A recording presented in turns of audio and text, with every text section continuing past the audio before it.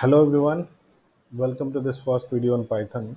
In the last video we saw how we can start with Python quickly without installing the software on our system. We have seen two options and one of them was DataCamp.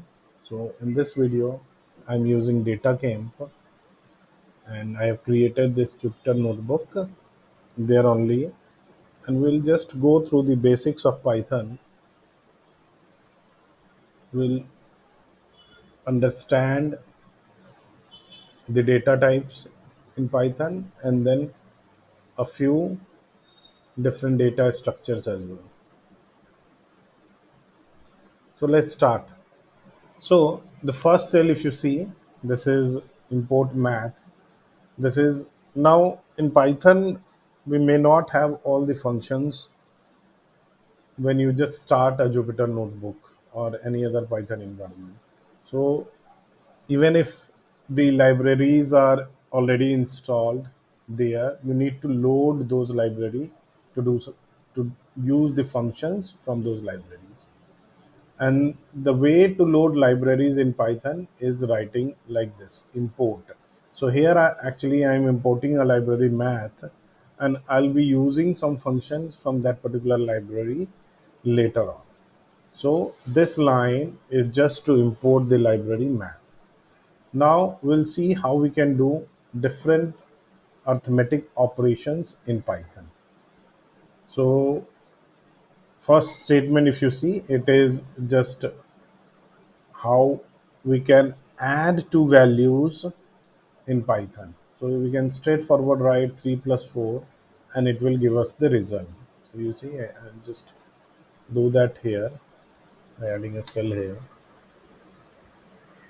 So if I do 3 plus 4, it gives a result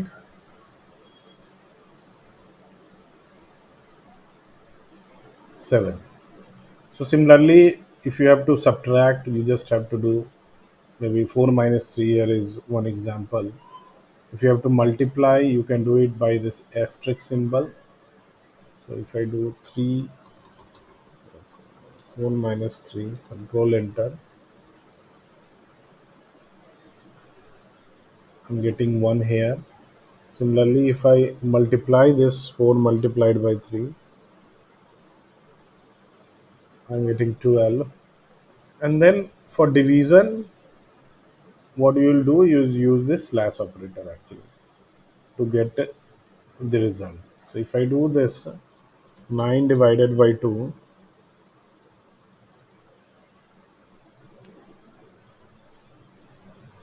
I'm getting 4.5. If you just want to get the mod, you need to use the slash 2 times. So if I do that, here the result is 4. Okay. And if you have to raise a number to power of something, you can do it by using two asterisk marks. So 2 to the power 3, which is should be 8. Let's see. Here it is 8. Okay, so this is this line of here in this cell. Similarly, if you have to get log, they are actually we are using this math library and the function log from that library. So log to the base 10 for 100. If you have to calculate that, so write math dot log. So, okay, and then the number and the base. So I'm just doing it for base 10. So it should give me a result too. Okay. And similarly, if you have to calculate absolute value, we'll use this function abs. So what it does is that it gives you just the distance of the number from 0. So for any negative numbers as well, it is just the value. Okay, so for minus 99 it would be 99. So if I run this cell,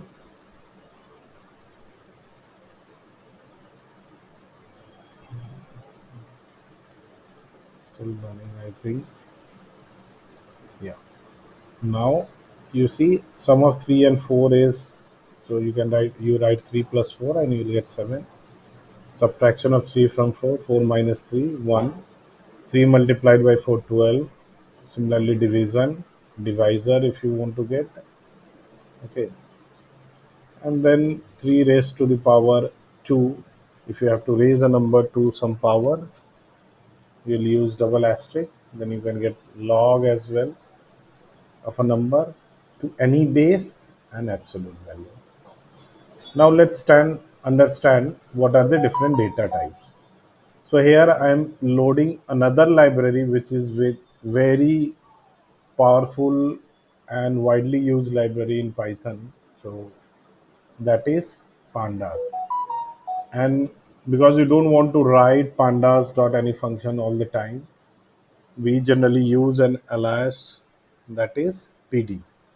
So the library pandas is imported as PD here in this workspace.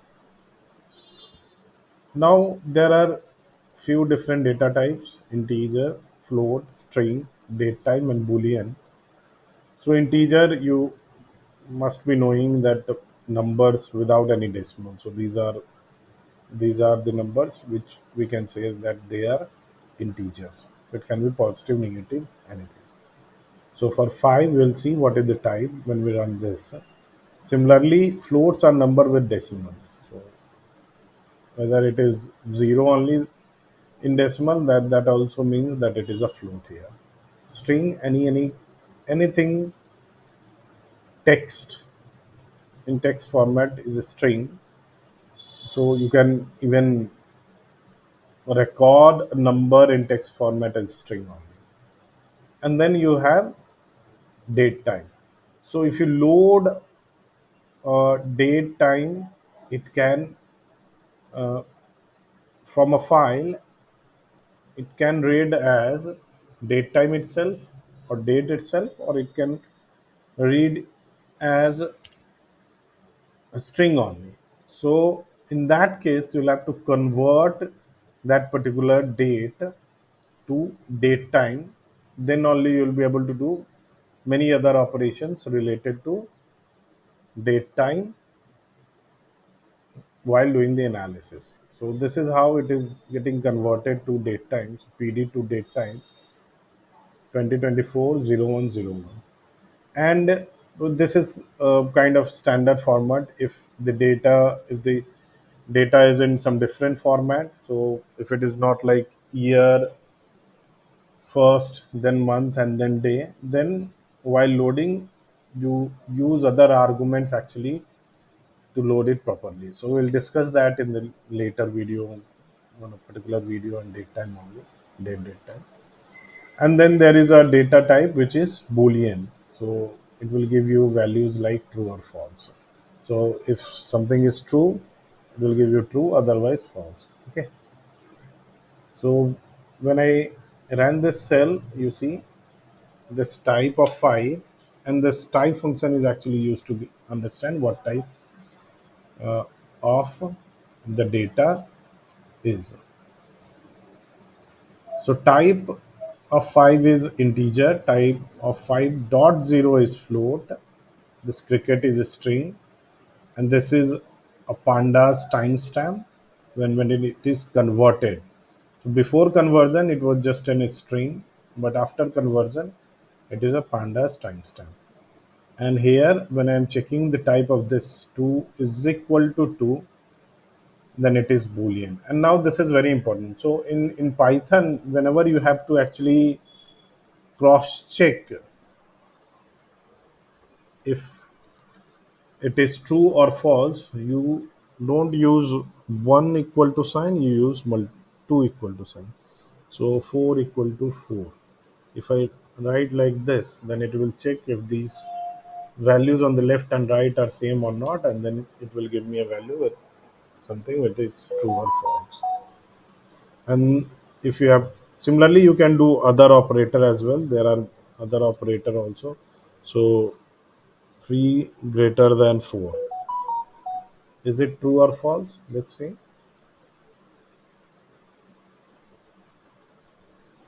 so it's false. So with this kind of comparison you can do, or for not equal to, actually you will use this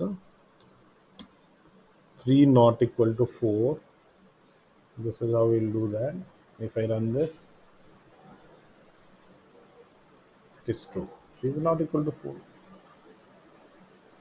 And many a times actually we use this while adding a new column based on some conditions on different column. So this and or exclusive or how these statements are written, that is important to understand.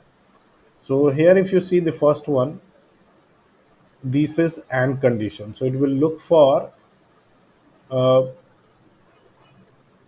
both the condition on the left and right side of this symbol, and if both are true, then only it will give you, then only this overall and condition will be satisfied.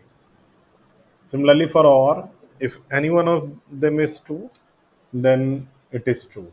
And for exclusive or, which is actually uh, done using this particular sign, if any one of this true, okay, so in or condition you have to either one of this should be true. In exclusive or, only one of these statements should be true, not both. So that is the difference between or and exclusive or. So here if you see in the first statement, 2 is greater than 1 is true, and 6 is equal to 6 is true. Both the conditions are satisfied. That's why it's true. The second one, 6 is not equal to 6, it doesn't satisfy, but this one is satisfying, hence it is true. And the third one,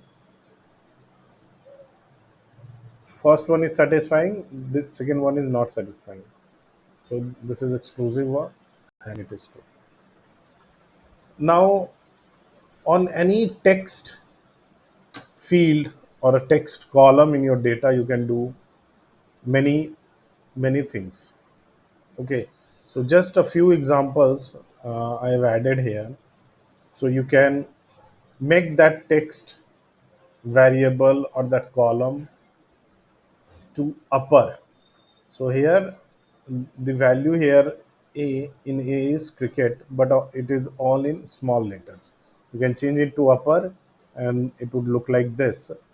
You can also find for a particular string in that term, and if it is available, if it is there, it will give you the position. Okay, so here I actually am finding C, and I want to get the second occurrence of C. So in Python, this is very important that every your counting starts from 0. Okay, so when I want the first occurrence, I'll have to write 0 here. When I want the second occurrence, I have to write 1 here. So I'm running this again. So the first occurrence of C is at first position, which is 0. That is why it is giving me 0. But there is C again. So if I change it to 1, I want to get the second occurrence of C. And if I run this, it is giving me a position 3. So 0, 1, 2, 3. That's why it is 3. Okay. We can also capitalize the word by using this function capitalize. We can split on C by using this function C. Okay, so when I'm splitting on C, the first one is blank, there is nothing on the left of C, and then RI, and then KET. Okay, so it's splitting the term into 3, and the output is a list. We'll just get to see what exactly list is. And then if you want to get the length, it is 7. There are 7 alphabets in this term. If I want to see what is there at the first index, so again, this string is kind of a list, and we'll see in list also, if you want to get a particular value, we can index and get that. So if I want to see what is there, what is the first character, so that we can extract using a0. If you want to see what is the fourth character, I'm just changing that and running it again.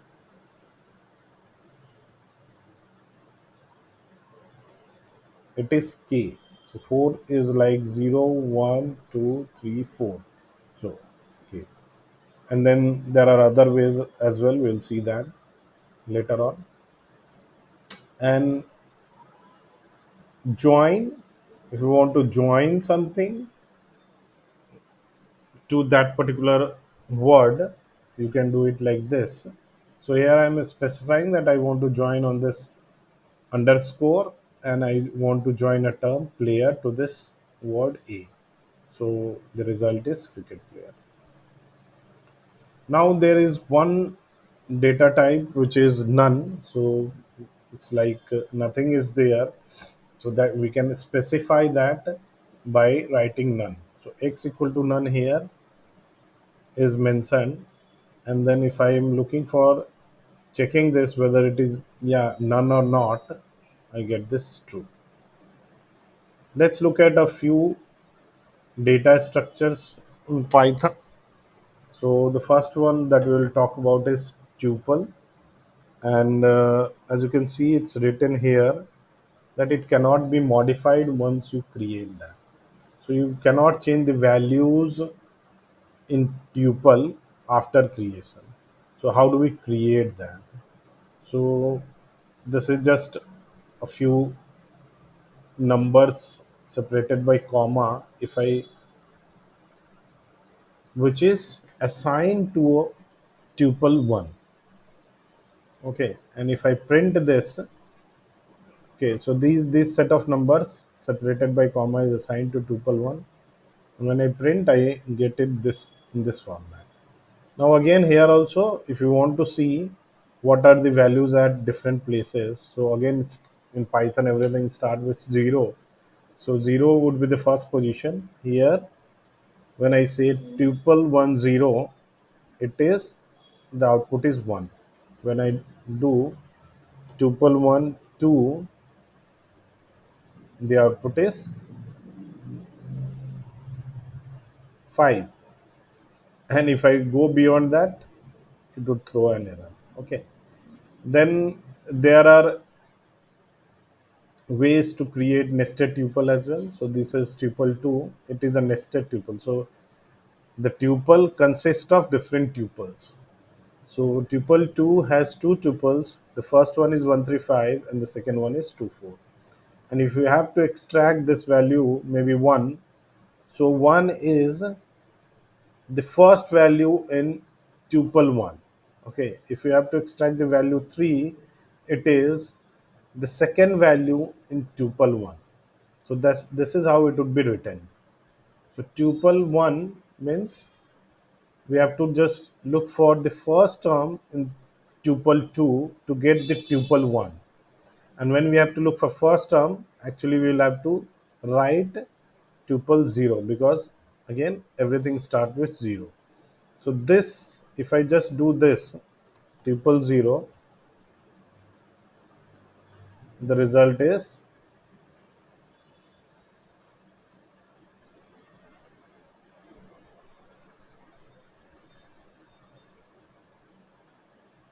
this. So it gives me the whole tuple.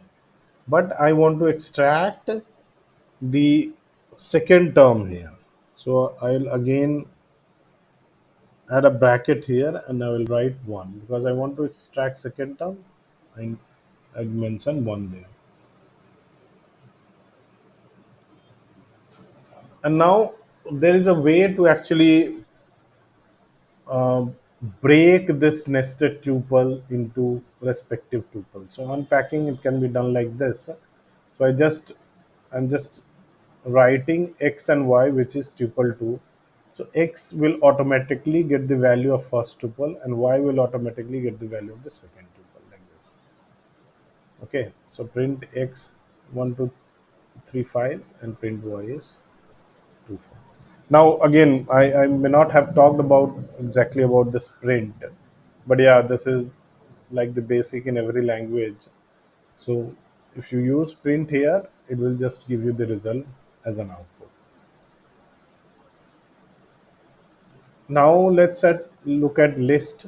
So in list, you can have different types of values. It would be under square brackets. So we have in this list 157 and odd as another value. 157 are integers and odd is a string here. Okay, so if I print this, I am getting this as an output. Now we can add a few things to list. So list, it can be done using this append function. So list one dot append even. So after appending, this is how it looks like 157 odd even. And I can insert as well. So at position one, I am inserting inserted one. So after that insertion, this is how it looks like. I'll run this again. So you can append something to a list and you can even insert at specific positions as well in the list. Then you can also remove values by specifying the value. So I'm removing odd and after removal it looks like this. Also, if you just have to check for a particular value in the list, you can do that like this. So I'm checking for odd in. So this in operator is useful to do that checking in list one. So I'm checking if in odd is present in list one or not. Because we have just removed odd, it should give us a false result, and even is already there, so it should give us a true result. So let's see the output. It's false and true. Then you can also concatenate to list. So here with just plus sign, I'm able to concatenate to list. Okay. So list one plus list one two. So one two, I'm just creating a list. Okay. So list. This is how it has been created earlier with this bracket. But the other way to create a list is using this list function as well. So list and this array which is there one two, then I'm getting this list which is the concatenated list of these two. Now if I have to sort, I can do that. So just this is a list 16825 and I'm sorting it. The sorted one is like this 12568 in ascending order. We can specify to sort it in descending order as well.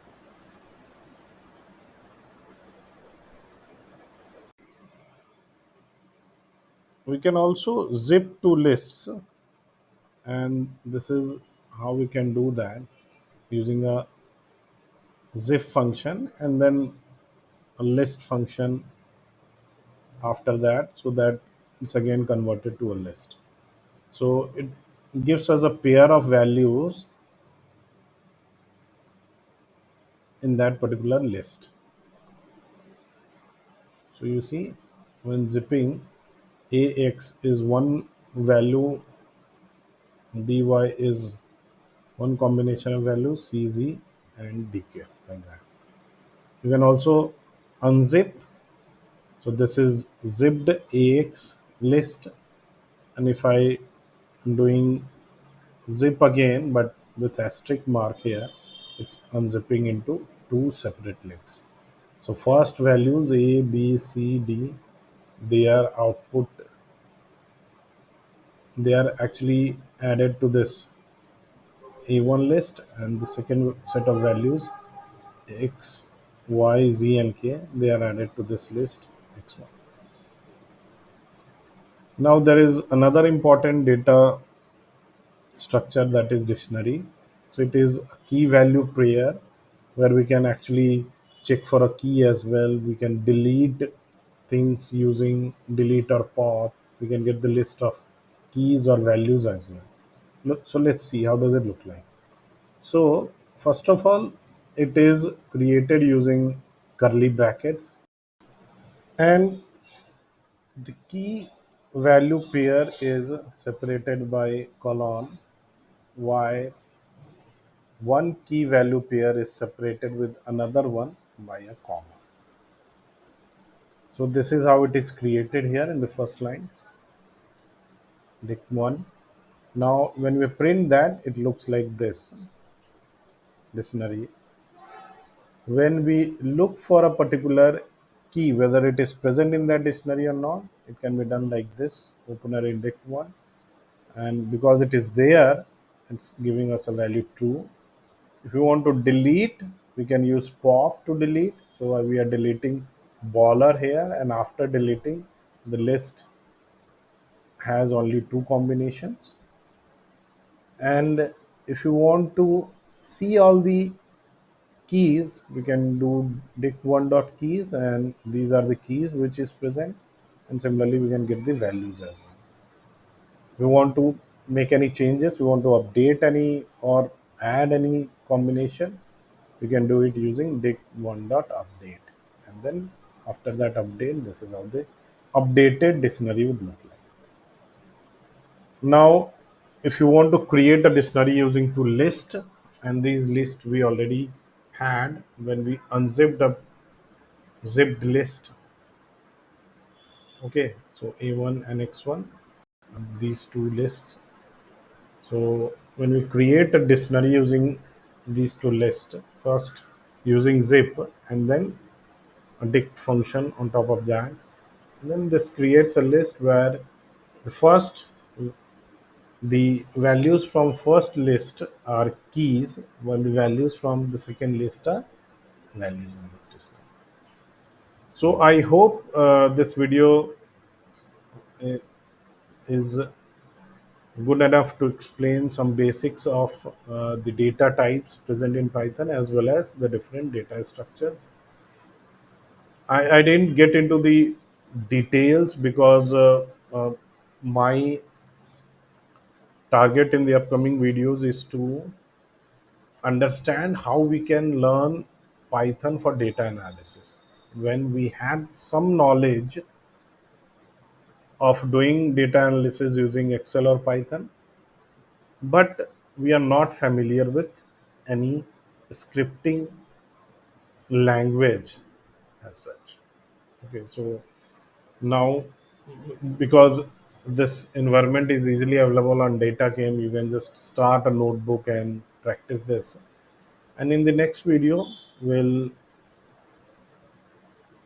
discuss this further. And in the upcoming videos, we'll use some data set to do some case studies.